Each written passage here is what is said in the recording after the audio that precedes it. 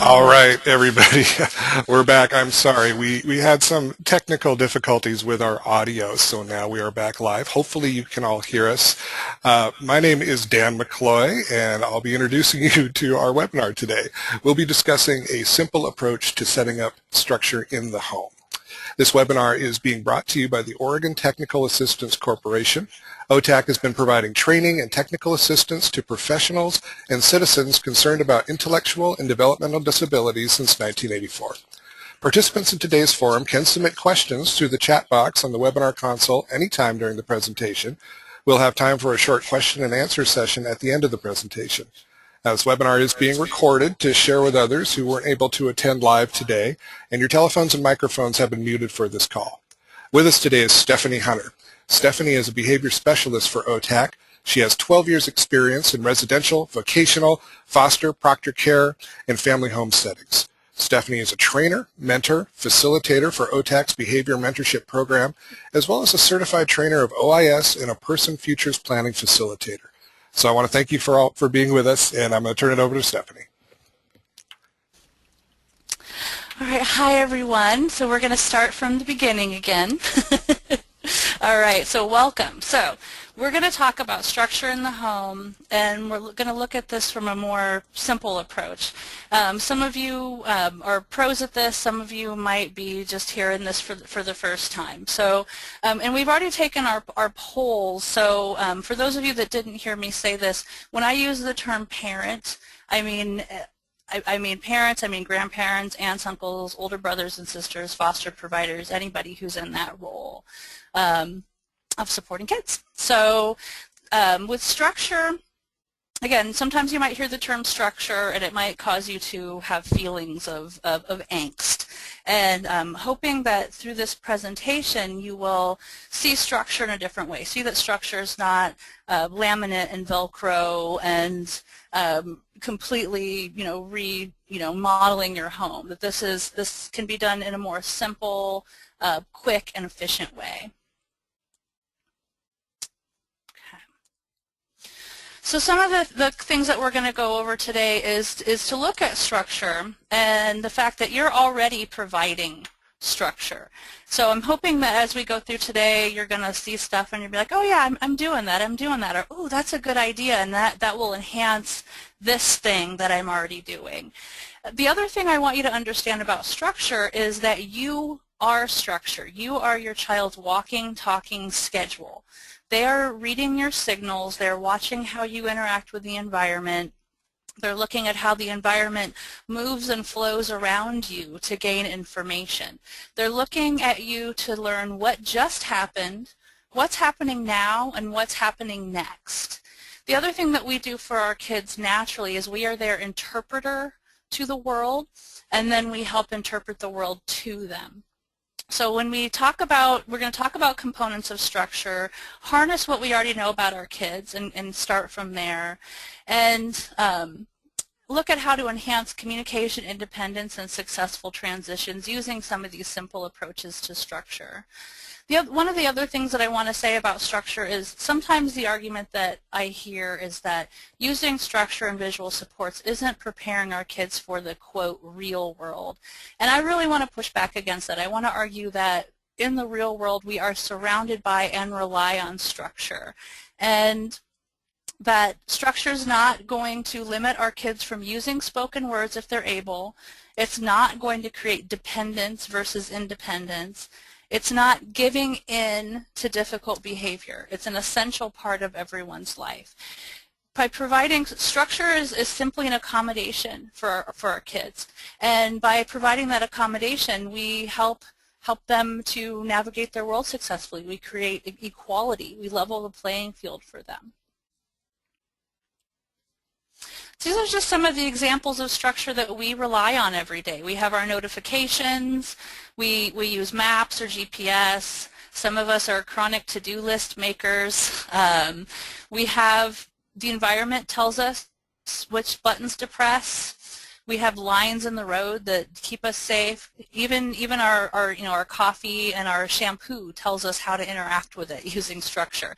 And eventually we don't need that anymore because we've learned coffee's hot. We've learned how to shampoo, but the structure is still there for those of us that need it. And then this bulletin board here in the corner, for some of us that might look like chaos, and for some of us that looks just right. So the point I want to make there is about individualization of structure.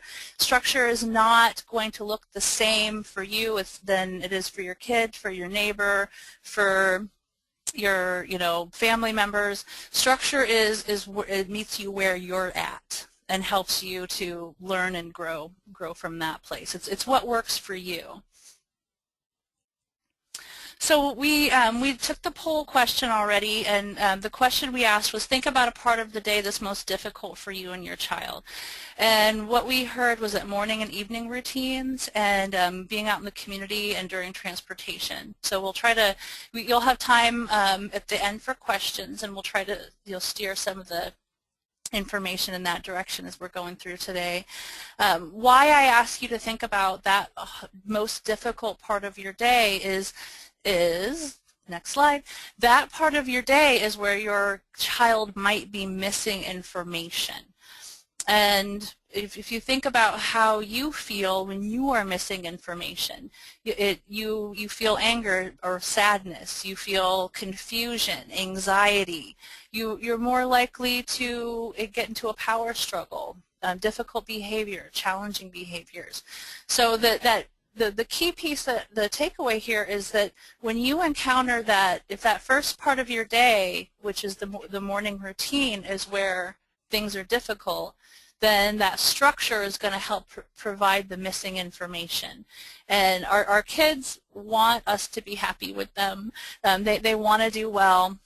And when there's a struggle, chances are that what's happening is they don't have enough information to be successful. And using some of maybe the difficult behaviors that you might see, or those power struggles that we get into, sometimes at the heart of that is, I need more information, and by pushing back, I can get that information.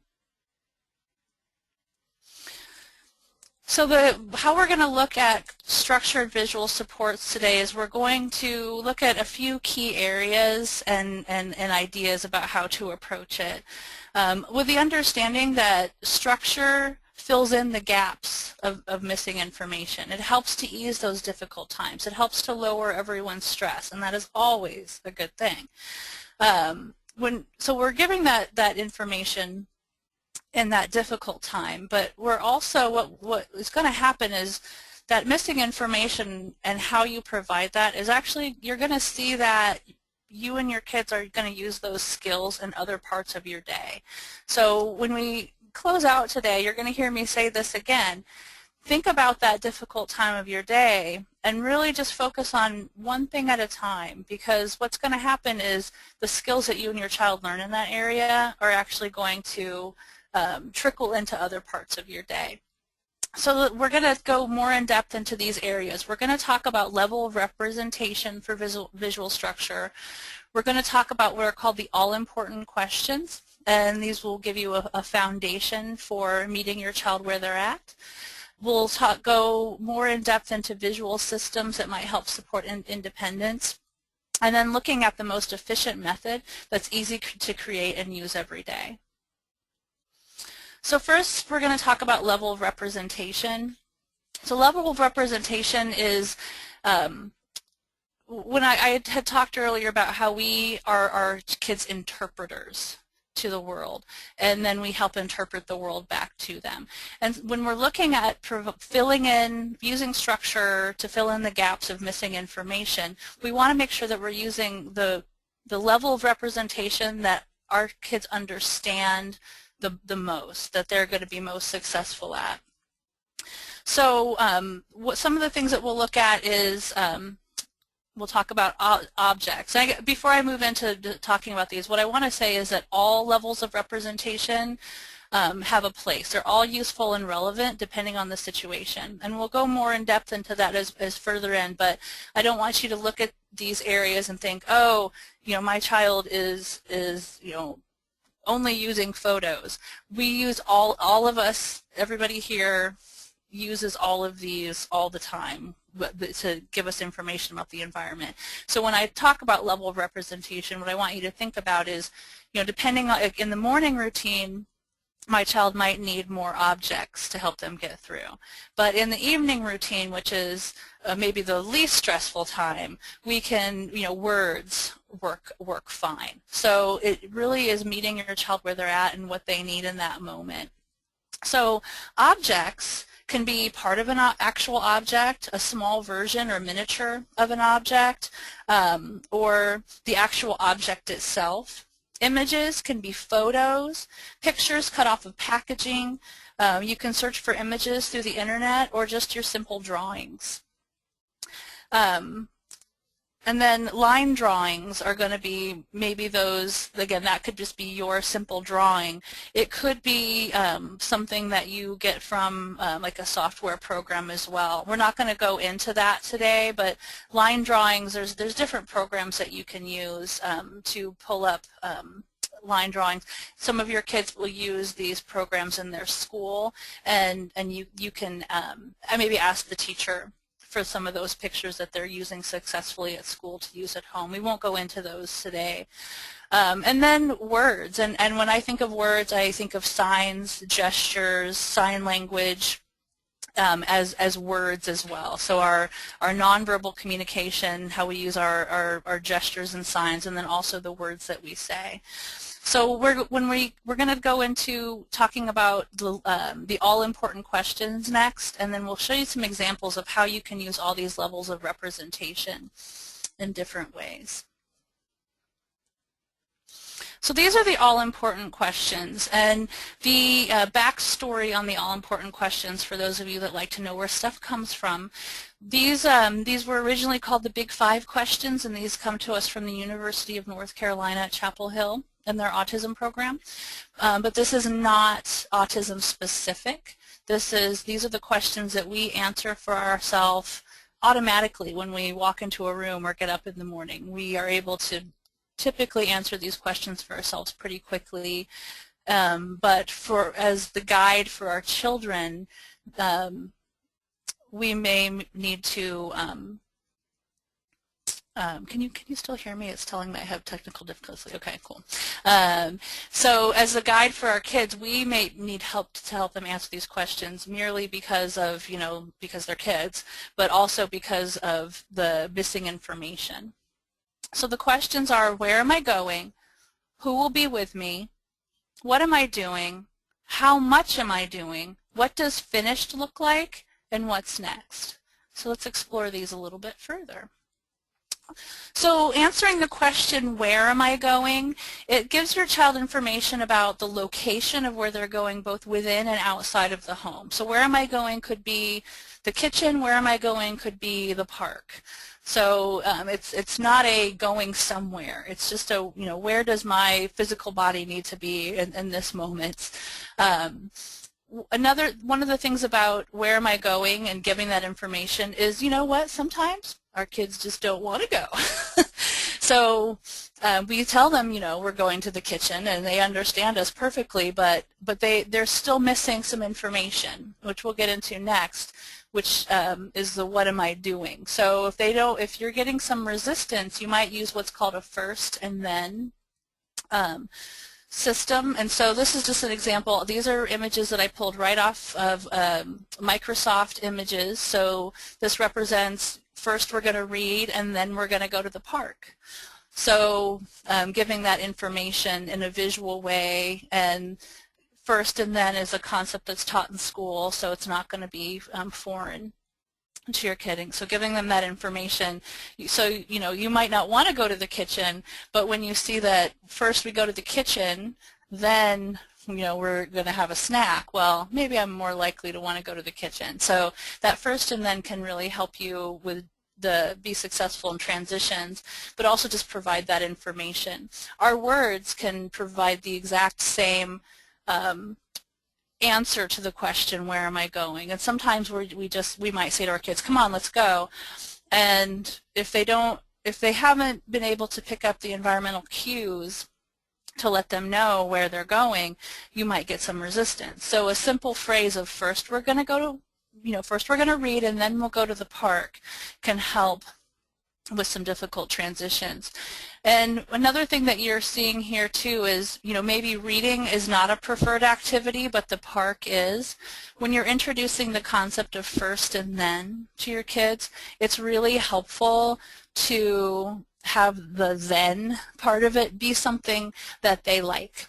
And when we push back on the quote real world, well, in the real world we do things sometimes that we don't like to do, and then we do things that are fun afterwards. So that's not an anti-real world concept. That's in fact what we typically do. First work, then play. So there's an example of an object routine. So this object schedule gives the information of where this child is going. So the toilet paper roll represents first we're going to go to the bathroom. This represents shower. So then we're going to shower. The zipper here, if you can tell that's a zipper, represents and we're going to get dressed. We're going to brush our teeth, and then we're going to watch TV. So here, as you can see, again, TV is the preferred activity, and we just got a few things we need to do before we get to TV. So these can really help with those transitions and to answer the question, where am I going? Who will be with me? And our kids don't always need the answer to this question. This falls in that optional area where, but I find that for a lot of kids, knowing who my point person is, who's my interpreter to the world, who's my walking, talking schedule right now, or who's coming over, who's going to be with me when you go out to the store, those are really important things for our kids to have the answer to. We're having an environmental issue right now. Sorry, everyone. Okay, good. Who will be with me? So it helps our child understand who's going to be meeting their needs in that moment, and it helps them to see who they're going to spend time with in their day. So here's an example of a first-then schedule. First we're going to have dinner, and Grandma's going to be coming over. So, or maybe dinner with Grandma. So this could represent both of those things. This is actually when my daughter, she has been raised on structure, and using schedules was something that she's been doing from a really young age, and so she wanted to start being more independent and making her own schedule. So this is one of her first, when she first learned, hey, writing is cool and it gives me power. She wanted to start making her own schedule. So you can see here that she's incorporated her dad and spending time with him on the schedule, and that he's a part of this routine. So putting the who will be with me and answering that question actually on the schedule can be really helpful. The other thing about who will be with me that can be helpful is sometimes I hear from parents, I don't want to leave the house, but my child, I want to take a break at home. I don't want to have to leave my house to have a break. But when I'm home, my kids are all over me. So sometimes that who will be with me could be as simple as a picture of the adult in charge on the refrigerator. And this is going to be a teaching area, but we'll be letting our kids know the person in charge, older brother, dad, grandma, babysitter, is the person in charge. So you can go hide behind a locked door and read a book for 10 minutes and take care of yourself, and somebody else is the who's in charge. So sometimes that visual support is allowing you to be at home and have a break as well. So what am I doing? So we go from where am I going, potentially needing to know who's going to be with me when I go there, and next is what am I doing? So this helps our kids understand what task or activity is going to be occurring, what they're going to be performing. So some examples that we have here, Lists. I love lists. Lists are so simple. You can pull a receipt out of your glove box. You can use your hand. You can use sticky notes. Lists are an incredible tool. And what I find is that even kids that are not yet readers, if you make a list and you tell them what's on the list, they're good.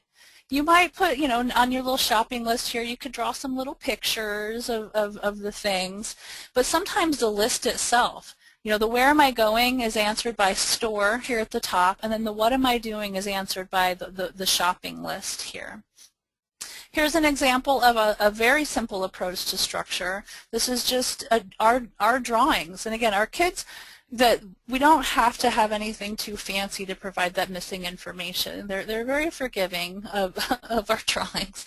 So, we're going to get in the car, we're going to go to the store. After the store, we're going to have ice cream before we go home. So this is, again, something you can keep these in your car and make structure wherever you're at. This is an example of setting up the physical environment to let you know what you're doing. Well, what are we doing? We're going to make chicken fingers. And so this is set up to, where the chicken, the flour, the egg, and the breadcrumbs, and then the tray where they go on. So if my schedule says, or somebody says to me, we're going to go to the kitchen, well, in the kitchen, I get to see that what I'm doing is I'm making chicken fingers. So sometimes the environment will answer that question.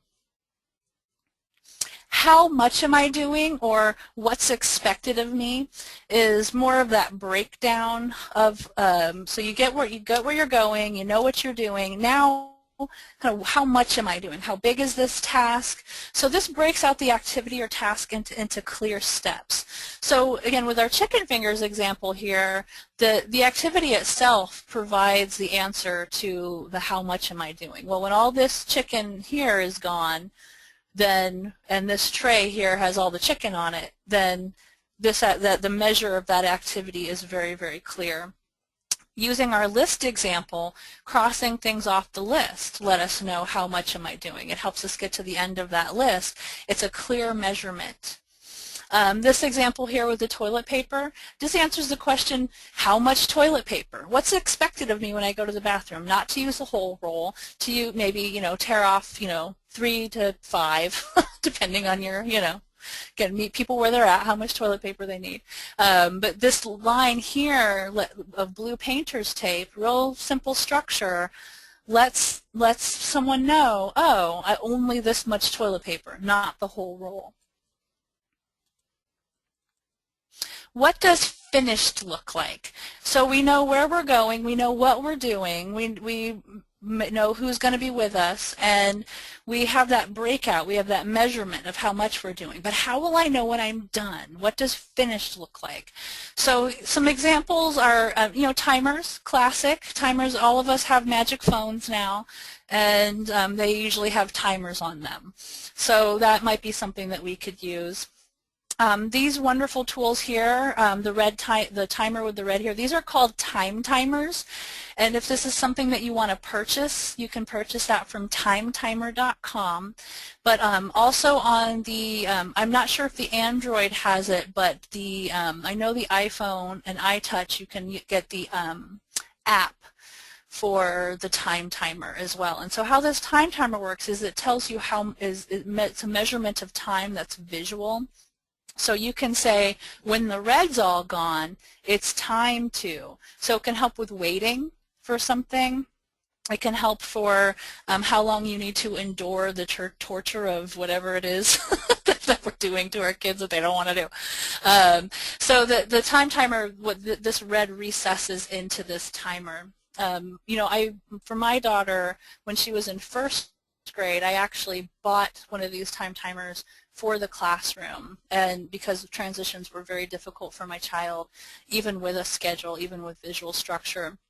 So I gave it to the teacher and just let her know, I want you to use this with all the kids in the classroom. So I don't want it to be, my daughter's timer. I want it to be the timer that all the kids rely on to let them know what the transitions are. So, my daughter needs it. The other kids are going to think it's kind of cool. And that's exactly how it played out. So the kids would watch the red go away and do the countdown, and so my daughter had what she needed, and the kids had, you know, this extra benefit of her having this timer in the classroom. So, but for when you're on the go, the app is really, really helpful for measuring time. On the Android, it's called, I know they might have a time timer one now, but I know for sure they have one called Easy Kid Timer, and it's the same concept of a countdown timer. So our wonderful list, again, we love lists. The list is all crossed off. So I know I'm finished because the list is finished. This is an example of just building structure, you know, in the moment. So the steps of going to the bathroom. We're going to go to the bathroom, we're going to use toilet paper, we're going to flush, get the little flusher right there, we're going to wash our hands, we're going to turn off the lights, all done. And here you know, this person liked cars, so we can put things that our kids like to see. You know, again, kids of all ages. This was actually for an adult. So, you know, like, oh, hey, I want to look at that because it's got my favorite character on it, or I want to look at that because it's, you know, interesting to me or colorful. So we can enhance those supports and make them fun. So finished, what this, you know, box here, what this represents is sometimes in schools, this is a concept that might be taught where I complete a task and I place it inside of a box. So the concept of finished, sometimes having a place to put things that you're finished is really helpful. Thinking of the example of cleaning your bedroom, not a preferred activity, but if you have a clear finished, so all the Legos go in this box that have the clear picture of Legos on them. All the crayons go in this box that have the clear picture of crayons on them. You can create that concept of finished to help your kid be successful with cleaning their bedroom. An example of a family that I supported, they had a hot tub, and they didn't want their grandson to take food into the hot tub, and it was really hard for them to understand or help him to understand why you can't have food in the hot tub, and so it resulted in power struggles. He didn't have the information that he needed. So we had just a small dish tub with a plate inside of it that we put near the hot tub, and so we just taught him to, you know, oh, put your food here on this plate before you get in the hot tub. And then the food would be there when he got out of the hot tub.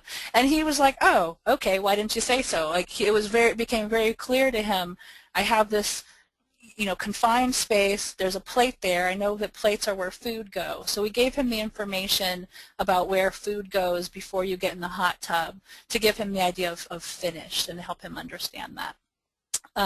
So, you know, again, it could be a box, it could be, you know, labeled bins, something that really helps clearly define that, you know, this is where this needs to go right now.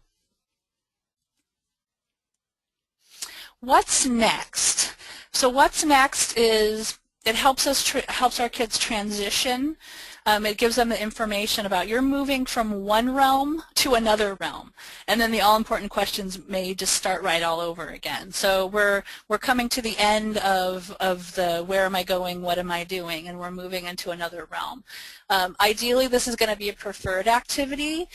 In the real world, I'll put my quotes back up, we can't always provide that preferred activity, but we're going to do the best we can to follow up something that might be difficult with something preferred. So in this example, where am I going? We're going to the store. We followed our shopping list. What's happening next? Ice cream. This is an example of setting up a dressing routine. So put on your socks, put on your shoes, put on your jacket, and then the backpack represents what's next, which is that transition to the school bus.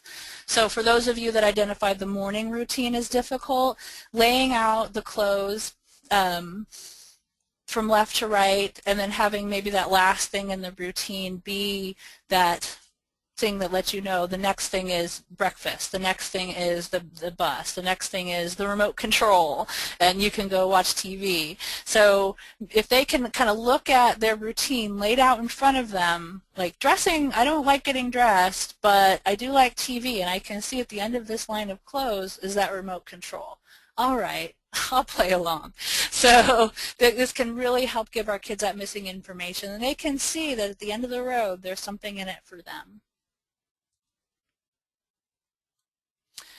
So the all-important questions give us a foundation, and then we're going to talk about the visual systems that we might use. And we gave you some examples already and give you just a few more ideas and ways to think about this using visual systems, providing clarity and instructions within answering those all-important questions.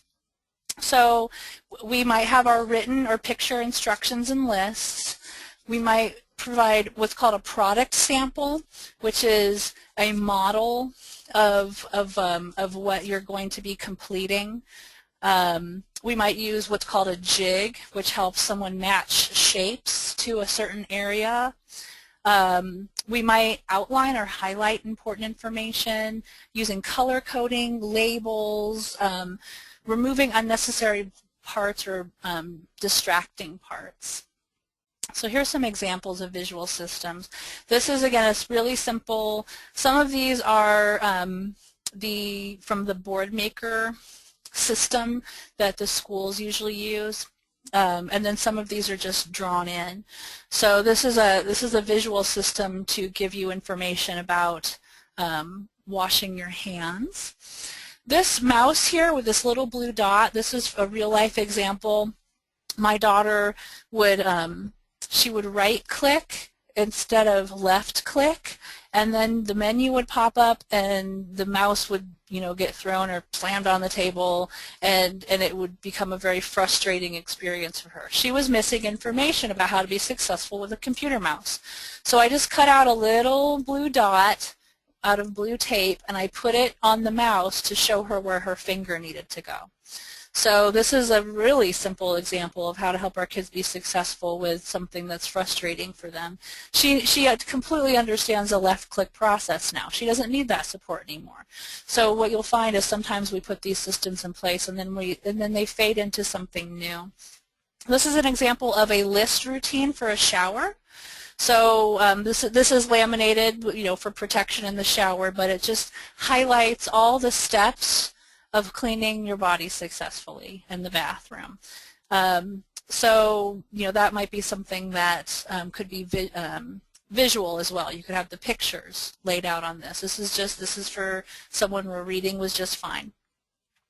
Using Sharpies, we love Sharpies, unless they're creating damage to the environment. So keep them up on a high shelf. But markers, how much soap? So just putting a little Sharpie line on the soap container to show how much soap for creating independence around laundry. Where do I match this gray dot to? This Sharpie line right here. So we can highlight important information using visual systems to help create independence. Here's an example of using a jig for putting dishes away. So here's the match the shapes pretty much. So before and after here. Another good example that we don't have on here is placemats. Placemats can be really, really helpful to define what my space is when I sit at the table. So you could have a placemat that has your child's name on it. You could draw circles on the placemat that show where the plate go, where the cup go, where the utensils go. You can use placemats in different ways because the kitchen table might be where dinner happens, it might be where play happens, and it might be where homework happens. So you could have different placemats that represent homework, play, and meals. So when your child comes into the kitchen, they see the play placemat, they're going to be like, yay. When they see the homework placemat, they might not say yay, but they're like, okay, but I'll go with this. And then so it can give you. We can give our kids that information using a jig. And so picture instructions can be helpful. We can use our magic phones, again, to take pictures. We make the sandwich or we make the celery with peanut butter and raisins ahead of time. We take the pictures, and then we can just swipe through the pictures on our phone to show our kids the steps. Or we can print those pictures out and lay them out. Or we've taught our kids these steps, but all they really need to see is this last example. So we can go through this process in a couple different ways using a product sample. So some of the tools that you have available to provide visual structure and support, are already in your home. You can probably, turn your head to the left or right where it's sitting at your computer right now and see a lot of these things. Cardboard, file folders, and foam board can be used to create schedules. They can be used, you can use foam board is nice for our kids that might be at that object level of communication. So you can cut out some squares of foam board, and then you can packing tape down. So if you want your child to be able to let you know they want to color, packing tape down some crayons on a piece of foam board. So you have an object communication system just right there. You could do the same thing with cardboard, so it doesn't have to be foam board. I like foam board, has a little heft to it, so it can be helpful to add a little weight to it if that's necessary. File folders can be used. File folders you can use on the go. You can, make one for the car that has different images that you might need to get through a transportation routine. Scissors, tape, contact paper, so you don't need to have a laminator. Contact paper can provide the same laminating feature. And Velcro is handy. I know sometimes Velcro is, it gives people the shivers, but Velcro is nice when you want to, for example, if you want your child to let you know that they, choose different activities that you can put them on Velcro and have them like on a piece of cardboard, and then they can go up and point and let you know what they want, for example. And the Velcro is nice because you don't have to be there. You could have this up, and then they can pull it off of the Velcro and come and hand it to you for that spontaneous communication. Sticky notes. Keep sticky notes in your purse, keep them in your glove box, keep them in your back pocket, keep them in every drawer of the house. Sticky notes can help get you through some really tough situations. I use those with my daughter quite a bit and helped her get through some really difficult transportation issues when she was younger. She, whenever we would pull up to the home, she would expect to get out and go into the house, but sometimes we would be pulling up to the house so, to pick up Dad to go out to dinner after picking her up from childcare. And we couldn't have a nice dinner because she was so upset because she didn't understand that to her, you pull up to the house, you get out. She didn't understand that you can pull up to the house and wait for somebody to get into the car. I use sticky notes to help her understand, first stop at the house, then Daddy gets in the car, then we go eat. So I just put that on the dashboard and pointed it to her, helped her get through the learning process with that. So those can be really handy. Index cards can provide the same support as sticky notes. You can use magazines. Food ads are great for helping with food communication. Internet image searches. You can use parts of packaging. This was something else that I did with my daughter for food communication. I cut off the part of the macaroni and cheese box that had the image of macaroni and cheese on it, the waffle on the waffle box. So I didn't have to go print out a picture of it. I was just able to cut the packaging off of the cereal boxes or the food boxes to show her what her choices were for food and help her understand. So you can use objects, miniatures, or parts of objects to help enhance structure and communication. Dry erase boards are great because you can use those in different rooms of the house. You can create your lists with the dry erase boards. Magnet boards are using, a lot of the dry erase boards you can use magnets on as well. If having markers in the house creates a power struggle and an unpleasant situation, magnets might be, you could use your index cards and use magnets to put up what the list might be, and chalkboards as well. So I want to talk about efficiency and easy access. Again, coming back to the concept, this has got to be simple. If it's too complicated for us to do, then it's going to be too complicated for our kids to learn. And so we want it to be quick and easy. It becomes a part of our everyday life. It's something that we do naturally. And one of the things that we have available to us is the environment. And we can do things like dim the lights to communicate it's almost time for bed. And maybe we've been saying, okay, 5 minutes till bed, 3 minutes till bed, 2 minutes till bed, or we've been using our time timer to say in 10 minutes it'll be time for bed. And then when the red's all gone or the 1 minute is over, we just dim the lights. So we're not saying, okay, it's time for bed, which could be an automatic trigger for our kids. By dimming the lights, we're sending them the message that it's time to transition. And, pause, count to about 30, and you might be surprised to see your kids transition themselves. When it's time to, something as simple as holding up the toothbrush to communicate it's time to brush teeth. Sometimes often words are not the most reliable way to send a message. So holding up that toothbrush to communicate it's time to brush your teeth. You can say it's time to brush your teeth as well. Keeping the sticky notes in the home, as I was talking about before.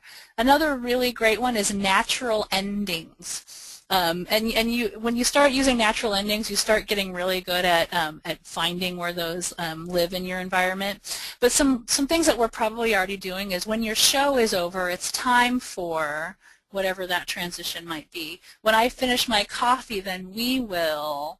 So I wanted to show an example of, your show or my coffee. So, our kids getting their needs met, us getting our needs met as well.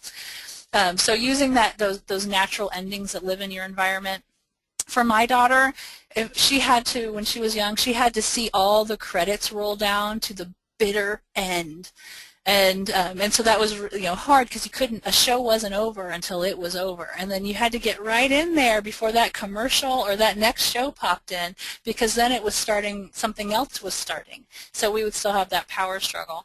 So we had on demand, and that was like a godsend, because when the show is over, the show is over. It's a blue screen. So sometimes those things can be really, really helpful to provide those natural endings. All right, so effective communication. So this is where visual structure and support can come in to help enhance communication. And as I said earlier, we are our kids' interpreters to the world, and there is absolutely nothing wrong with that. But we also need our kids to be able to communicate when we're not around. So thinking about how you are that interpreter for your child and how you can start to give them some of that control over the communication and help them to be more easily understood, but then also help people understand how to give information to your child so they understand as well. And this is, again, this is for even our kids that communicate very reliably with words, excellent communicators. They still might not understand all the information. They might have a receptive language challenge, and they have the skill of pretending like they understand, but they don't really understand. So they're still missing information. So the visual support helps them with that receptive communication as well. So some examples here. I really think it's important to teach yes and no. Not necessarily as a first step, but within that process of teaching our kids and growing them up, yes and no is really important. And one of the things about no is, as parents, we don't always honor no. And I'm going to push back, and I'm going to say we need to honor no. And the reason why I say that is, again, our kids are not always going to be with us. They're going to be at school. They're going to be out with friends. They're going to be at the babysitter's house. They're going to be places where we're not there, and we want them to be able to protect themselves. And by allowing them to say no and honoring no as a valid way to. The thing about no is a signal to us that information might be missing. So when our kids are saying no to us, try not to see it as defiance. See it as, what's missing? What information do they need right now? So to try to understand their perspective when you hear no. And so yes and no are important. Being able to communicate for your basic needs. Here's an example of an object board. This is a basic needs board. Being able to spontaneously communicate. I want to go to the bathroom. I want to listen to music. I want to take a bath. I want to go to bed. This piece of tire right here represented I want to get on the tire swing. So this was where we met this child where they were at. What will represent going outside of the house to have fun. So that's what that is. And then this is an example of what's called a choice wheel. And the reason why we sometimes use a wheel for choices is if our kids learn that a schedule goes from left to right or top to bottom, they might not make choices. They might see, if we present choices in a field of left to right or top to bottom, they might think it's a schedule. So choices can, on a wheel, help to cut down on the lines and get true choice. So if you, for example, do you want to go on a walk, do you want to jump on the trampoline, or do you want to play, with dominoes? Could be an example of choices that we might offer our kids, but also this is something that could live in the environment for that spontaneous communication as well. And then, just holding up, do you want milk or juice? So that using the objects in the environment. One thing about teaching communication that we need to understand as parents is that we are their interpreters.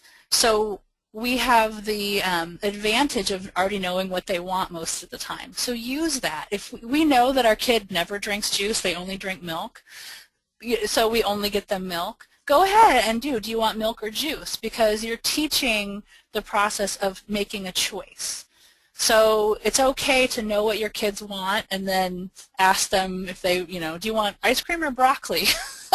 Go for it, because you're teaching communication, you're teaching problem solving, decision making. So structure for effective communication. Structure for supporting independence, and you saw some of these examples already. These are called functional routines, and these are things that if practiced over and over again, they become memorized tasks. So we put the structure in place, and then eventually the structure is not necessary, or the structure looks different. So first we lay our kids' stuff out from left to right on the bed for them to get dressed, and then we move that from labeling their dresser drawers to, what dressing isn't our issue right now, now we're worried about this. So eventually these functional routines, they just become the memorized routine, and you don't need a whole lot of, flash. You just need to lay stuff out from left to right and do things the same way every time. So in those morning routines, or those evening routines that some of you identified as difficult, try not to oh, well, sometimes we shower and sometimes we don't, or, sometimes we, have dinner at 7 and sometimes we have dinner at 9. So I'm asking you to try, because I know this is really hard, but try to keep things as linear and straightforward as possible. It doesn't always have to be at the same time. It doesn't always have to be in the same way. It doesn't always have to be with the same people. But if you can keep those difficult routines as structured as possible, then they become memorized routines, and you have less difficulty and more independence. So we're almost to, I'm going to go about 5 more minutes and then we'll get to questions here. So using those all-important questions, this is an example of just sitting down with your child and answering the questions with them. I've done this with quite a few families that I work with to really great success. We just have some little all-important question sheets that are like little worksheets that you keep in the kitchen or in the glove box, and then you sit down with your child. I've had this tool be very effective with kids that read and kids that don't read. So sometimes words are written down are okay. You don't have to have that picture. So for this example here, where am I going? Brother's karate practice. What am I doing? Listening to music on headphones while sitting on the bench. How much am I doing? 45 minutes on the timer. How will I know when I'm finished? When brother walks over and says, let's go. What's next? Go home and play computer. So this is a really common thing that I hear, that Siblings aren't able, they're missing karate practice, they're missing soccer games, they're missing graduations because their sibling is having difficulty with that transition. So here's an example of using the all-important questions to help actually meet brothers' needs to get to karate practice, and then the child who experiences disability has the information about what they can do and what they get when they get home. So some other things about supporting successful transitions, and a lot of this is we're recapping stuff we've already talked about. Using those natural endings wherever you can find them or create them. Using paper, sticky notes, dry erase boards to make those list schedules and routines. I didn't put this in here, but using your phones. All of us have some kind of note feature on our smartphones. So we can make just a little list on our smartphone with our kid, and they can be crossing stuff off. There's a great app called Do It Tomorrow. And that app, actually, you can make lists, and then when you press the thing on the list, it goes whoosh, and it crosses it off. So that would be a great tool for making a list. I hear a lot about shopping as being a really difficult time. I hear a lot of families leaving entire grocery carts full of food and just walking away from them. So one of the things that can really help for this is having that list at the grocery store. Have your child making a contribution to the shopping experience. So they are in charge of the list. They have to hold the list. They get to cross the stuff off the list. They get to find having them match the labels and put stuff in the cart, giving them a job, and have the very last thing on the list be something that they want to purchase. This does not need to be a toy. It doesn't have to be a DVD. It doesn't have to be a high-end thing. It could be a package of goldfish. It could be a banana. But whatever, make sure that the last thing on the list is something that they like to eat or something that they want to have. If it can be a toy, great, but it shouldn't have to be that. It shouldn't cost us a lot of money to do this stuff. So when our kids are going for the cookies and the crackers and those things that we don't want them to buy, we can bring them back to the list and be like, oh, remember your thing is here at the end of the list. Let's get through the entire list, and then we'll get your thing. That last thing on the list could be your choice as well. And then offering choices at transitions. Do you want to go to bed now or in 10 minutes? Do you want to walk like a duck or a crab to go brush your teeth? Do you want to hand me my phone or put it on the table? So adding choices into some of those transitions, or even putting choices in at power struggles. This last example here is a real-life example with a parent where the son had broken a few of her phones, and he had her phone while I was there, and some kind of whispering to her, say, do you want to put the phone, put it on the table or give it to me? And she did it, and it worked. He put it on the table. So sometimes those choices can help give our kids a little bit of control over a situation where there's a power struggle. And as long as things aren't getting broken and nobody's getting hurt, it's okay to give our kids a little bit of power back. It's always okay to give our kids a little bit of power back. So we're going to go into questions, but what I want to leave you guys with today is when you think about that difficult time of day and where your child might be missing information, also think about the most successful time of the day with your child. What's happening when things are going well? And yeah, well, because they're doing what they want to do, sure. But what is it about them doing what they want to do that's working? What information do they have to be successful in that experience? Get clues from that. The other thing about that most successful time of the day is that is the very best time to teach the skills that you want your child to use at the most difficult times of the day. So that's where we would put a lot of this structure in place at the successful time of day, so our kids have a positive experience with it. So when we present a first-then routine at a difficult time of day, well, that's okay because they've already seen it at their most successful time of day. So the other thing is choose one thing at a time to add visual structure to.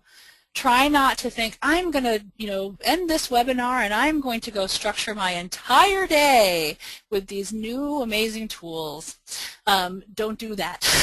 Just pick one part of your day, and not even the most difficult time of your day. Just pick a part of your day where your stresses not quite, heightened, where things might be a little rough. And try using some of these skills there. And what you'll find is the skills that you learn there, you and your child learn together there, are actually going to be things that become natural to you. You're going to use them in other parts of your day. Days are going to get easier as you use this visual structure. You'll find, you'll wake up one morning and be like, wow, you know what, a month ago I was laying his clothes out from left to right with the backpack at the end, and now he's just getting up and getting dressed on his own. When did that happen? So you'll start to see your kids, now that once they have the information, they take it and run.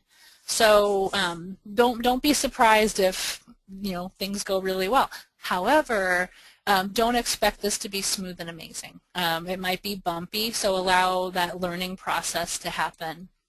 And then the other thing too is teach skills in stages. So for example, if you want your child to learn how to communicate their wants and needs, but you can't teach them how to wait while you're also teaching them how to communicate for what they want and need. So spend some time, spend a week teaching your child to very clearly communicate using any of those levels of representation that we talked about to be able to communicate, I want to color, or I want to go out into the park, or I want to go to my friend's house, or whatever, and allow them to be able to communicate that and get their needs met. And then after they reliably are able to communicate that clearly, then say, oh, okay, I hear what you want, but we're going to need to wait for that. Or I hear what you want, but that can't happen today. Let's put that on the calendar. So try to teach in stages. Think about learning to wait for to later or today or next month or next year as a stage 2 skill. Stage 1 is just being able to get your needs met reliably by communicating. All right, so we are now we're jumping into question mode here. So Jenny's going to let me know what some of the questions are that you guys have entered, and I'll do my best. Oh, no questions? Is everybody? Okay, then if you have, then I will give you a couple minutes to ask any questions. So I'm gonna, again, if something pops into your head as I'm talking here, please jump in with a question. So I wanted to let you know you found your way to this training somehow. And OTAC provides other parent trainings, and we have another webinar coming up in December 5th, and that's going to be an evening webinar. And that training is going to be on reinforcement systems, and the focus is going to be on why they don't work, but also talking about how to approach reinforcement systems, such as, sticker charts, allowances, any kinds of reward-based systems, a new way of looking at those and thinking about those, and deciding, is this really right for our family and my child, but also understanding why they don't work so you can create a system that really will work for your family. All right, well, thank you very much, Stephanie. And on behalf of the staff here at OTAC, we want to thank all of you, and hey, have a great day. That concludes our webinar, so goodbye, everyone.